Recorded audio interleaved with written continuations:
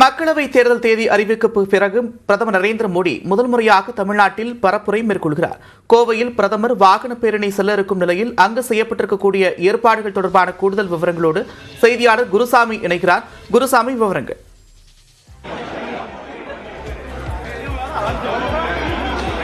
நந்தா, இன்னும் சற்று நேரத்தில் பிரதமர் நரேந்திர மோடி கோவையில் நடைபெறக்கூடிய இந்த ரோட் ஷோ நிகழ்வில் பங்கேற்பதற்காக வர இருக்கிறார்.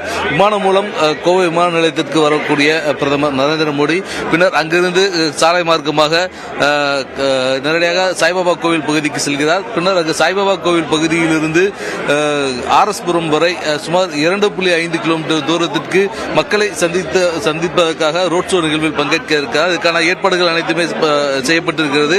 பல்லாயிரக்கணக்கான மக்கள் தற்பொழுது சாலையினுடைய இருபுறங்களிலும் திரண்டு இருக்கிறார்கள். குறிப்பாக சாய்பாபா காலனி பகுதியில் துவங்கக்கூடிய இந்த பேரணியானது ஆர்எஸ்புரம் பகுதியில் சுமார் 1 மணி நேரத்திற்கு பின்னர் நிறைவடைகிறது. இதற்கான ஏற்பாடுகள் அனைத்தும் விரிவாக செய்யப்பட்டிருக்கக்கூடிய நிலையில் சாலையினுடைய இருபுறங்களிலும் சுமார் 25க்கும் மேற்பட்ட இடங்களில் மேடைகள் அமைக்கப்பட்டிருக்கின்றன. அந்த மேடைகளில் பல்வேறு கலை நிகழ்ச்சிகளும் அடுத்தடுத்து நடத்தப்பட்டுக் கொண்டிருக்கிறது. இதனிடையே இன்னும் சற்று நேரத்தில் பிரதமர் வர இருக்கக்கூடிய நிலையில் அனைத்து இடங்களிலும் பாதுகாப்பானது பலப்படுத்தப்பட்டிருக்கிறது.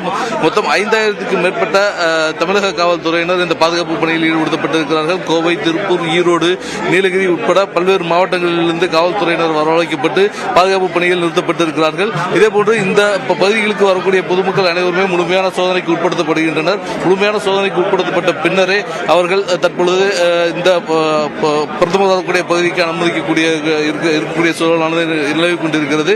மேலும் அந்த பிரதமர் வரக்கூடிய பகுதிகள் அனைத்திலுமே பல்வேறு கலை நிகழ்ச்சிகளும் தொடர்ச்சியாக நடத்தப்பட்டுக் கொண்டிருக்கின்றன.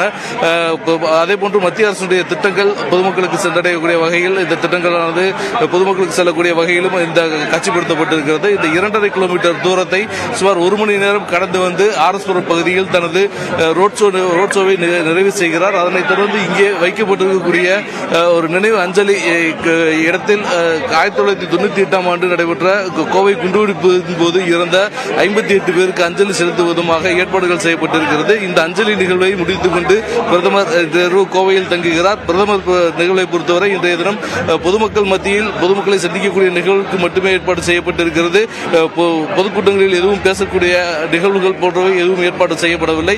இன்னும் சற்று நேரத்தில் பிரதமர் வர இருக்கக்கூடிய நிலையில் அவர் வரக்கூடிய பகுதிகளில் அனைத்திலுமே பல்லாயிரக்கணக்கான மக்கள் திரண்டு நின்று அவரை வரவேற்க தயாராகி கொண்டிருக்கின்றனர்.